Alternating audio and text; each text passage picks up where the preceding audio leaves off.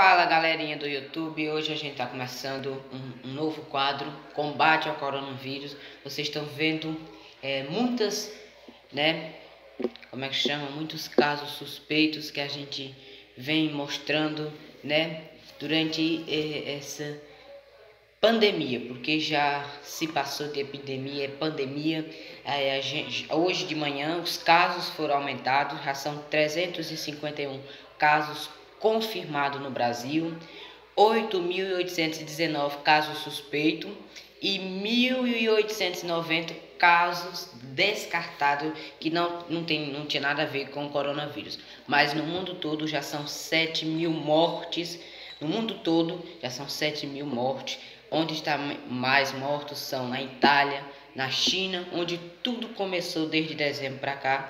De dezembro para cá já são 7.000 mortes. Uma pandemia que está se alastrando cada dia mais passando. E por isso que o Central LG, hoje nós viemos trazer esse combate ao coronavírus, novo quadro que tanto está passando na Globo, como aqui vai passar no Central LG. Por causa dessa pandemia do coronavírus, o canal Central LG vai passar essa semana sem postar nada, só vai postar esse vídeo, Esse vídeo vai passar a quinta-feira sem vídeo, a sexta sem vídeo, sábado sem um encontro, a gente não tem alegria para estar gravando, vídeo, então a gente cancelou o encontro. E a gente só retorna na segunda-feira com a abertura alternativa de Fina Estampa, que é a novela que vai substituir Amor de Mãe durante essa pandemia do coronavírus. E aí na segunda a gente retorna. Outra coisa, gente, se cuide, se previne, porque o que mais a gente precisa nesse momento é se prevenir, se cuidar, Não sai de casa, fique em casa, não façam nada, gente. Fica dentro de casa, é a melhor opção que a gente tem nesse momento. A única cura de acabar com o coronavírus é a gente estar em casa. A única coisa que a gente precisa é estar em casa. Ontem, por volta das 10 horas da manhã, foi confirmada a primeira morte no Brasil por conta do Covid-19. Essa doença é o nome verdadeiro do coronavírus. Então, a primeira morte foi confirmada ontem, na terça-feira, por volta das 10 horas da manhã. A primeira morte, um homem de 62 anos. Ele não tinha viagem, ele pegou de outra pessoa. O Covid-19 comunitário, não sabe por quem ele pegou. Ele tinha diabetes, era diabético e hipertensão. E por isso ele ontem faleceu, ontem por volta das 10 horas da manhã. Estava com Covid-19, fizeram o exame e deu positivo. Hoje também, por volta agora das 7 horas da manhã, foi confirmado, o ministro, da saúde foi confirmado também que está com o Covid-19. Então, gente, vamos tomar cuidado, vamos, se prevenir dessa doença que está se alastrando, que está matando muita gente. E se a gente ficar em casa, não fazer aglomeração em canto nenhum, passar álcool gel na mão, assim, vocês assistiram o BBB ontem? Você passa 10 vezes por dentro da mão, lava a mão com água e sabão, 10 vezes, 1, 2, 3, 4, 5, 6, 7, 8, 9, 10. Aqui você também por dentro, 10 vezes o polegar e 10 vezes as unhas, para você não deixar. Aí até o pulso também você tem que lavar mais ou menos até aqui, daqui a mão, para você não se infectar, porque a doença mais se infecta é pelas mãos não higienizadas. Então, se você não lavar as mãos, você com certeza pode pegar o Covid-19. Outra coisa que vai me perguntar: Gustavo, o Covid-19 ele vem pelo ar? Não, ele não vem pelo ar. Ele vem pela saliva da pessoa, do toque, do gesto, do abraço, aí ela pega. Pelo ar, até agora não foi confirmada que o Covid-19 pega pelo ar, e sim pelo contato da pessoa. Então, for conversar com a pessoa assim, cotovelo, toquinho, não mais. Metro de distância, 1 metro de distância da pessoa, você não vai mais abraçar a pessoa, não beije. Gente, mas eu não tô nem aí. Culpa é de vocês, Porque algumas coisas, não abrace ninguém, não toque ninguém, não fique perto de ninguém. Tá espirrando, tá com o nariz escorrendo, pode ser uma gripe ou pode já ser a doença, use máscara. use máscara e fique dentro de casa por 40 dias, pelo menos uma semana. Se você a piorou, você caça um posto de saúde mais perto e vá, né? E chegar no posto de saúde, conversa baixinho no ouvido da pessoa, tá? Fale baixo, né? E diga, eu tô espirrando, tô assim, com o nariz e coisa. Pois você vai, que a mulher tire você imediatamente do meio da população e te leve para um quarto. Porque se você chegar, né, no posto de saúde, na unidade mais perto, você ficar lá, sentar no meio daquele povo. Se você tá com a doença, com certeza você vai passar para várias pessoas, porque é lugar abafado e o coronavírus ele não tem lugar para sair, então ele vai a única coisa. Aí você chega com trisca na mão da pessoa, abraça a pessoa e assim por diante.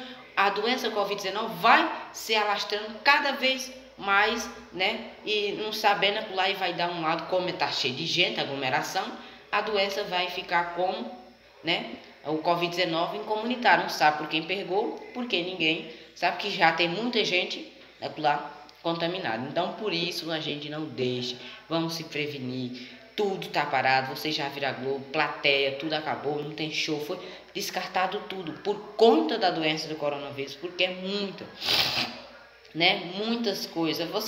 Eu tô com o nariz? Não. Primeira coisa, outras coisas, tem muita gente fazendo fake. Não faça, gente, porque vocês estão iludindo o povo. Teve gente que diz, primeira coisa, já teve ontem, tava na internet dizendo álcool com gelatina e beba. Não, é fake isso, não faça isso. Fazer gargarejo com alho que aumenta a imunidade, fake também, alho não aumenta a imunidade. Tomar chá quente que mata o coronavírus, não, fake também. Ficar debaixo do sol mata a doença, não, é fake também. Fique de olho até, né? Fique de olho nessas mensagens que o povo manda em grupos, que isso que tá matando o povo. Outra coisa, você tá espirrando, tá tossindo, não tome Ibuprofeno. A morte da Itália foi morta por causa por esse remédio Ibuprofeno, né? Ibuprofeno, que então você não tome se você tá doente, tá tossindo, tá com febre.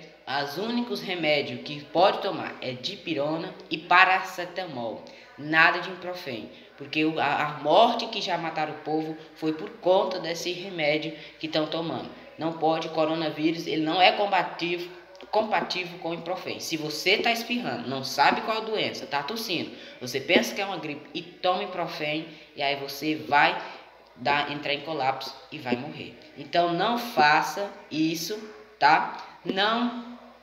Não tome Ibuprofeno. Se está doente, vá para o posto de saúde que lá eles vão te dar um remédio. Ibuprofeno já foi parado, né? Já foi tirado de várias farmácias por conta dessa pandemia.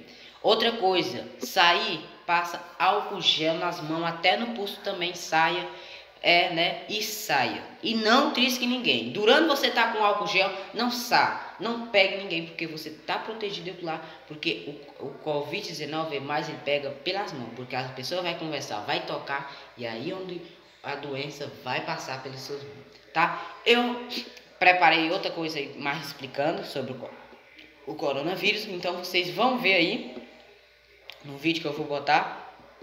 Quero que vocês, né, meus inscritos, se inscrevam, ative o sininho, deixe o like e compartilhe esse vídeo, né?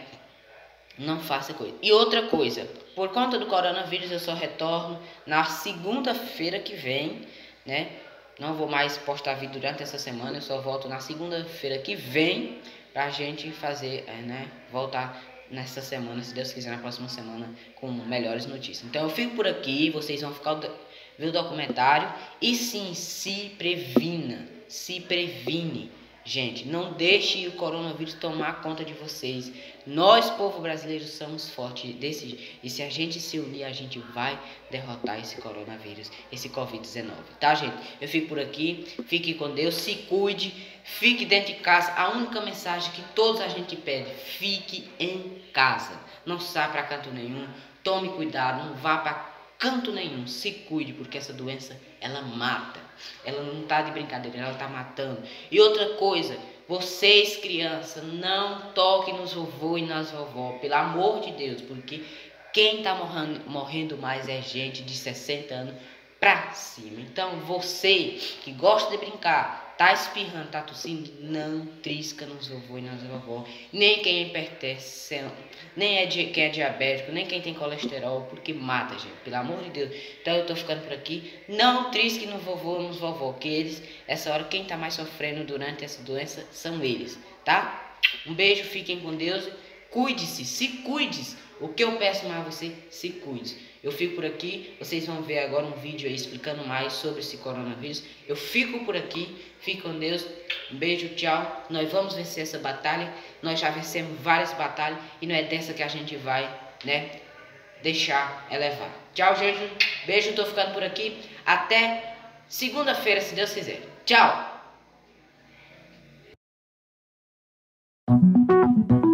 Chegou a 217 o número de pessoas contaminadas pelo coronavírus na China. 3 morreram. Autoridades de saúde confirmaram que o vírus é transmissível entre humanos. A maior preocupação é com o feriado do Ano Novo Lunar, esta semana, quando milhões de chineses viajam. Foi na China onde tudo começou. O vírus se espalhou rapidamente. Chegou antes das medidas de contenção. Aproximadamente 60 milhões de pessoas vivenciam incertezas e privações há mais de 2 semanas. Mas, quando o governo entendeu a gravidade da situação, adotou ações drásticas, inimagináveis até aquele momento em outras partes do mundo. Vice-primeira-ministra da China, Sun Chunlan, ordenou que médicos se mobilizem em turnos ininterruptos para visitar cada casa da cidade, checar a temperatura de todos os moradores e entrevistar pessoas próximas a qualquer paciente infectado. Mais de 80 mil pessoas foram infectadas na China, porém as pesadas restrições já surtiram efeito. A epidemia por lá está em declínio. A preocupação agora é com quem vem de fora. Dos 16 novos casos hoje na China, 12 vieram do exterior. Até chegar à Europa, o vírus passou por países asiáticos, onde desde o primeiro momento é enfrentado com medidas igualmente restritivas. Na Europa, a reação inicial foi mais lenta. O SARS-CoV-2, responsável pela doença, a Covid-19, não encontrou de início bloqueios tão severos. Nous sommes en guerre. Toute l'action du gouvernement et du parlement. Foi nesta segunda-feira, depois que o número de casos fora da China superou aqueles registrados no país onde tudo começou, que o presidente francês Emmanuel Macron declarou guerra. Doit être désormais tourné vers le combat contre l'épidémie. Foi no mesmo dia que a Europa proibiu por 30 dias a entrada de turistas. A essa altura, na Itália, mais de 2.000 pessoas já haviam morrido. Fora da China, a situação pior só a da Itália. Hoje o país bateu recorde de mortos no único dia, 368. Em outra fase da doença estão países sul-americanos, como o Brasil, que registrava 234 casos até a noite de segunda-feira, ainda sem óbito confirmado. Em países como Argentina, Paraguai e Colômbia, já há restrições à entrada de visitantes. No Brasil, as recomendações por hora são menos drásticas, com a restrição progressiva de eventos públicos de qualquer natureza e de aglomerações. Também há reforço nos hábitos de higiene e de vigilância. Mas muita gente segue hábitos em desacordo com o preconizado pelo próprio Ministério. Até o presidente Jair Bolsonaro, que no domingo apertou a mão de simpatizantes em ato de apoio ao governo e contra Congresso e Judiciário em Brasília. Mesmo depois da confirmação do coronavírus em pelo menos 13 pessoas da comitiva que o acompanhou em viagem aos Estados Unidos. Em entrevista à Rádio Bandeirantes, o presidente Bolsonaro falou sobre a participação dele nas manifestações de ontem e também falou sobre o fato de ele servir de exemplo para o restante da população, apesar da recomendação do Ministério da Saúde de evitar aglomerações. A obrigação moral de saudar o povo foi na frente aqui no Palácio do Planalto. Se eu me contaminei, tá certo? Olha, isso é responsabilidade minha, ninguém tem nada a ver com isso. Agora, tá havendo uma histeria. Até agora, qual é a diferença no comportamento da doença provocada pelo coronavírus em países com medidas mais ou menos restritivas?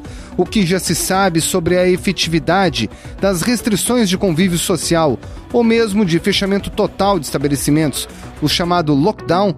Esses são os temas do Ao Ponto desta terça-feira. Neste episódio, a gente conversa com o repórter Rafael Garcia, da sucursal de São Paulo, e com 2 brasileiros que moram na Europa e contam como seus países estão enfrentando a pandemia.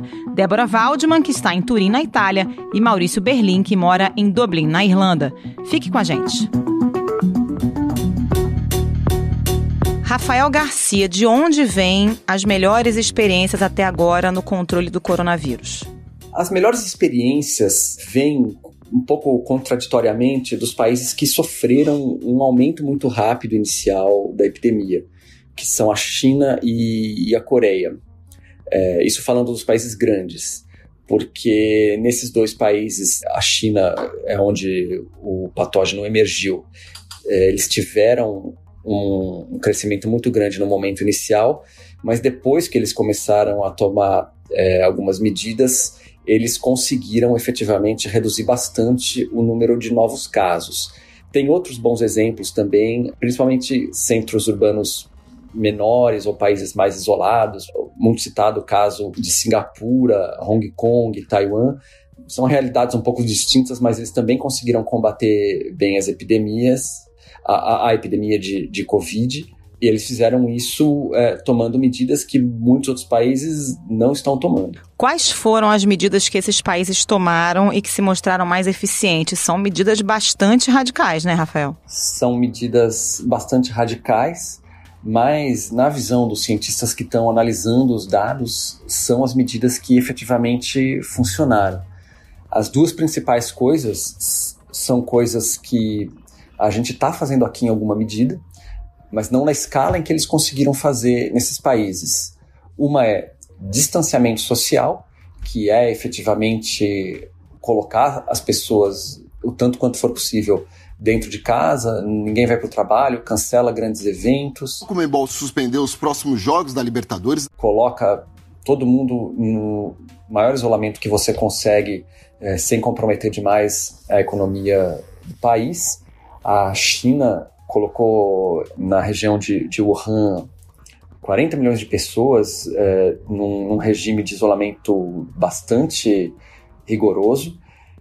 Aqui em São Paulo e mesmo nos países europeus, a gente não está vendo isso acontecer. E a segunda medida que eles implementaram, e isso o Brasil está fazendo muito pouco, disseminar a cultura de testar os pacientes, fazer com que os médicos testem mais pessoas com o kit de diagnóstico de PCR para saber efetivamente quem tem a infecção, quem não tem. Porque muitos dos casos são assintomáticos e quando você consegue convencer uma pessoa de que ela tem o vírus, apesar de não ter sintomas, você consegue manter ela isolada, porque você tem a certeza de que ela carrega o vírus e você consegue frear a epidemia a mais. Aqui no Brasil existe essa limitação na quantidade de testes que podem ser usados, porque os reagentes dos testes são um recurso finito e as autoridades de saúde não querem sair testando adoidado todo mundo, porque se esse recurso acabar, você fica... É como você voar o avião no meio de uma tempestade sem ter radar, você não sabe o que está acontecendo com a epidemia. Então o Brasil não está testando todo mundo. Mas isso vai ser importante fazer em algum momento, ampliar a capacidade de testagem do Brasil, de outros países que não estão ainda disseminando isso, porque já está claro que o número de casos assintomáticos é muito grande, é relevante, e eles são casos que estão contribuindo sim para dar força para a epidemia. Como é que está hoje a situação nesses países onde foram adotadas algumas práticas que aparentemente estão dando resultado? A China reduziu bastante o número de casos novos por dia. Eles chegaram, na fase pior da epidemia, a registrar mais de 10 mil casos num único dia e hoje estão registrando menos de 100. É a informação que o governo chinês tem passado. Em 13 províncias chinesas já não há mais pacientes internados com a Covid. E a Coreia conseguiu reduzir bastante também a curva. Até umas 2 semanas atrás eles ainda estavam passando pelo pior da epidemia, né? Foi o momento em que eles ultrapassaram a marca dos 7 mil casos. E depois disso eles conseguiram frear um pouco a doença, o número de casos por dia não aumentou tanto, eles não chegaram a ultrapassar a barreira dos 8 mil ainda, Talvez tenha ultrapassado de ontem para hoje, mas enfim, o número de domingo não tinha ultrapassado a barreira dos 8 mil ainda. Na Lombardia, as ruas estão vazias e os hospitais superlotados. Faltam profissionais de saúde e alguns médicos já morreram. Aí vamos para a Europa. O que eles fizeram de diferente ou têm feito de diferente na comparação com esses países da Ásia? A Europa demorou muito para começar a implementar as medidas de restrição de circulação, isolamento. Até o final de semana, na Espanha, por exemplo, muita gente na rua. Na França, algumas cidades implementaram medidas um pouco mais duras, mas não foi o grau de restrição de circulação que se viu nesses países asiáticos, China, Coreia e Japão, e foi uma restrição de circulação que começou a ser implementada num momento mais tardio. Na China e na Coreia, na verdade, essa restrição de circulação ela foi no momento tardio também, mas como já se transcorreram alguns dias desde que elas começaram a ser implementadas, a gente já consegue ver o efeito delas. Eu conversei no domingo com o Silvio Ferreira, que ele não é médico, ele é um físico da Universidade Federal de Viçosa, que está ajudando os epidemiologistas e os médicos a trabalhar com modelagem matemática da epidemia no Brasil. E ele analisou esses números e vê que, em média, os países que implementam essas medidas, eles só começam a ver os resultados de sucesso delas 2 a 3 semanas depois. Então, essas medidas mais duras que a gente viu a Europa começar a tomar nesse fim de semana agora, a gente ainda vai demorar um pouco para ver o resultado delas. E no Brasil, que não começou ainda medidas mais drásticas, a gente pode demorar até um pouco mais. Ou seja, o que ele está querendo dizer é que a gente tem que tomar as medidas hoje, né? Não adianta esperar a situação se agravar. Sim, e a questão é, a gente já sabe disso há muito tempo. Faz pelo menos 20 dias que a missão da OMS que visitou a China no meio do pior da epidemia, eles foram para lá em fevereiro, eles voltaram de lá quando a China já estava conseguindo frear o aumento no número de casos, e eles voltaram com todas essas recomendações. Naquele relatório publicado lá, antes do final de fevereiro, estava escrito tudo isso. Isolamento social, testagem em massa, e os países não pareceram querer levar muito a sério aquilo, porque eram dados só da China e mesmo nos outros países a gente não estava ainda vendo o efeito dessas medidas sobre o aumento do número de casos. Agora, com 2 meses e meio de epidemia, já está bem claro para a maior parte dos cientistas que elas estão funcionando. Nessa segunda-feira, saiu um estudo muito importante na revista Science, que é de uma colaboração de cientistas americanos e chineses, trabalhando tanto nos Estados Unidos quanto na própria China e na Inglaterra também. Eles viram que 86% das pessoas que contraíram esse vírus em Wuhan, que é o epicentro da epidemia na China, não desenvolveram sintomas, ou desenvolveram sintomas muito a menos, sintomas que não eram fortes o suficiente para motivar a pessoa e procurar atendimento. A pessoa acha que não tem nada grave, continua o dia dela, sai para trabalhar, sai para passear, e é nesse contexto que o vírus acaba se disseminando mais. As pessoas sem sintomas, elas são menos propensas a transmitir o vírus do que as pessoas com sintomas, evidentemente. Quem está tossindo está jogando gotículas de saliva no ar, essa saliva vai estar com vírus, essa pessoa é mais propensa a infectar as outras do que uma pessoa sem sintoma.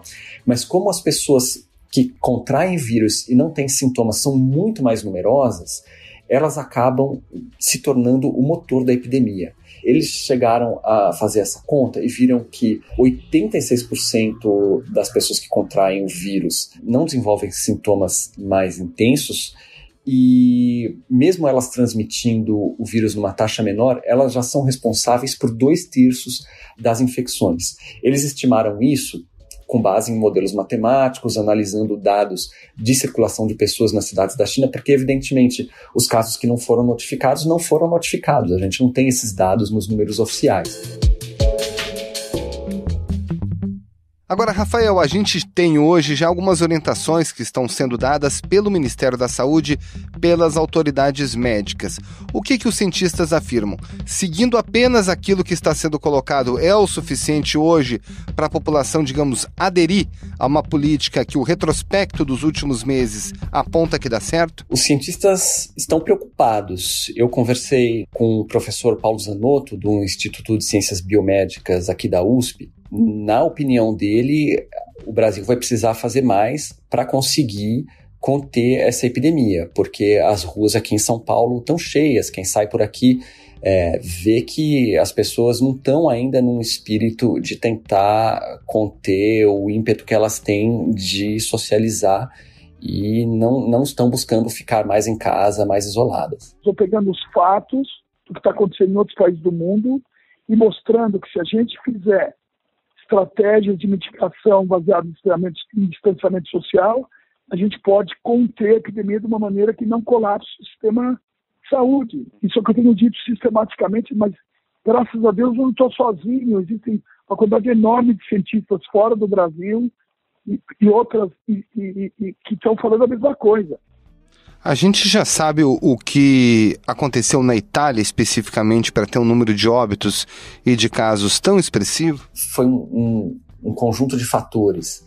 A Itália, eles estavam muito confiantes no começo que eles estavam conseguindo barrar os casos importados, mas o começo do crescimento do número de casos lá na Lombardia, né, que é a região que foi mais afetada, foi muito rápido, e os cientistas que olham para esses números falam, não tem como você conseguir uma curva tão rápida de crescimento sem considerar que ali já tinha alguns casos circulando e que não foram detectados. Então, a Itália, além de demorar para implementar essas medidas, quando se compara com outros países europeus que também implementaram sistemas de vigilância mais rígidos para capturar os casos importados, a Itália foi um dos países europeus que falhou um pouco aí.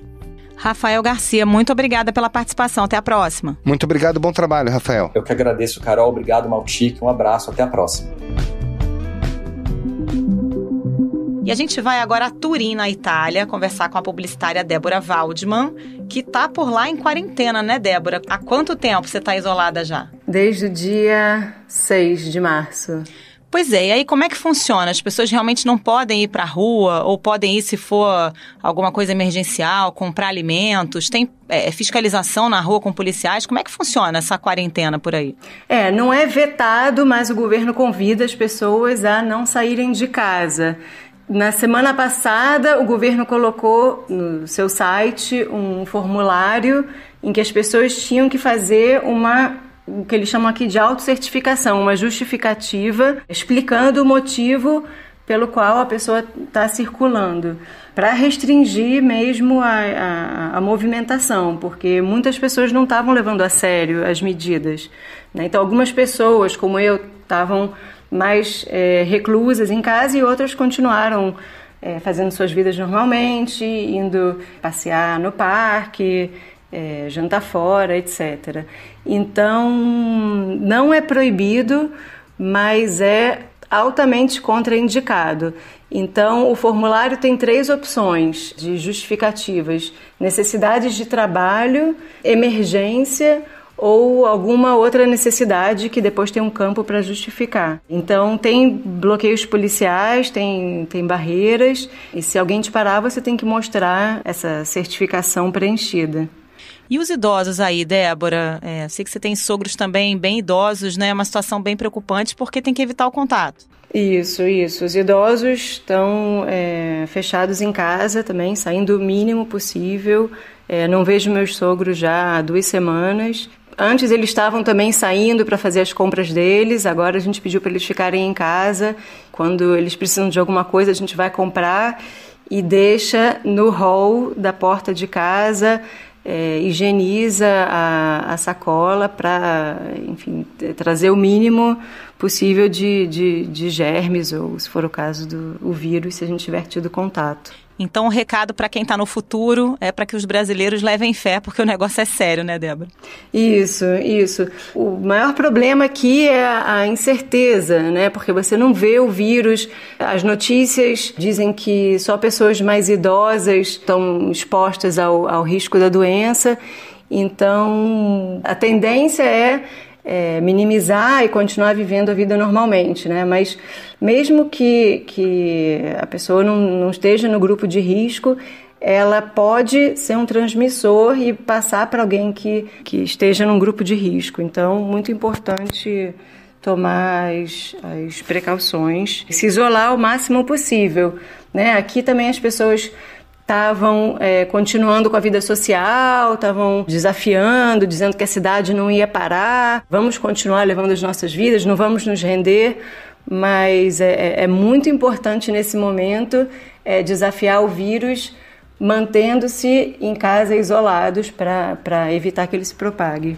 Então tá bom. Débora, obrigada pela participação, boa sorte aí. Se cuidem aí. Tchau, tchau. Bom, agora a gente vai para a Irlanda. A gente vai falar com Maurício Berlim, que é chefe de cozinha em Dublin, a capital do país. Primeira coisa, qual é o relato nesse momento da situação na Irlanda, Maurício? Roberto, na atual situação aqui na Irlanda é de muito desalento, todo mundo muito preocupado. Tudo começou, né, o governo começou a tomar providências na quinta-feira, dia 12 de março, quando anunciou que naquele dia, às 6 horas da tarde, escolas, creches, universidades e locais com mais de 100 pessoas deveriam ser fechados. Aí, no domingo, teve uma resolução para fechar hotéis, pubs, bares, e os restaurantes seguiram essa resolução. Mas está todo mundo muito preocupado, porque hoje foram anunciados 54 novos casos, são 233 no total. E ninguém sabe muito bem como vai acontecer. Há rumores no país de que o exército iria para as ruas, que as pessoas teriam que ficar confinadas em casa, mas o que todo mundo sabe por enquanto é que tudo ficará fechado até o dia 29 de março. O governo tentou agir o mais rápido possível, porque segundo especialistas da Agência Nacional de Saúde, HSE, a Irlanda estaria a 14 dias de diferença da Itália. Então, por isso que se fechou escolas, creches, universidades, mas o que sempre gera uma polêmica muito grande, porque as pessoas têm que se preparar para isso. Na questão de quando foi anunciado ontem o fechamento de hotéis, pubs, então isso tem um impacto muito grande na economia e tem afetado a minha vida pessoal também. Só hoje foram anunciados 140 mil pessoas no que eles chamam de layoff, ou seja, um trabalho deixa de existir. 70 mil na área de restaurantes, 50 mil na área de pubs e 20 mil na área de creches. E isso é apenas o primeiro dia. Outra coisa que vai acontecer, o Croke Park, que é um estádio histórico, vai servir como um drive-thru test para o Covid-19, ou seja, sem contato algum com quem queira ser testado pelo governo. E essas são apenas algumas das medidas. O governo também, antes de ter o anúncio da Comissão Europeia, já tinha adotado a postura de recomendar que as pessoas não viajassem mais e ter extinguido os voos durante 30 dias. O primeiro-ministro Leo Varadkar disse que é para se esperar um aumento de 30% no número total de casos diariamente e que nos próximos 7 dias, ou seja, na próxima semana, serão cruciais para entender e para tentar achatar a curva, mas que há de se esperar de que vai ter um aumento exponencial no número de casos. Maurício Berlim falando da Irlanda, muito obrigado, um abraço. Ficamos na expectativa e na espera, torcendo para que as coisas não se agravem, não somente na Irlanda e na Europa, mas também no Brasil. Abraço. Esse foi o Ponto de hoje, o podcast diário da Redação do Globo. Nessa conversa a gente conta com a participação de toda a equipe do jornal, as mesmas pessoas que levam até você informação e análise de qualidade todos os dias. Quer saber mais? Assine o Globo. Acesse assineoglobo.com.br, confira todas as notícias e reportagens especiais. Lembrando que todo o material de serviço sobre o coronavírus não está restrito aos assinantes do Globo. Está aberto a todos os leitores. A captação do áudio é do Maurício Belli e a edição é do João Guilherme Lacerda. Tchau. Até mais.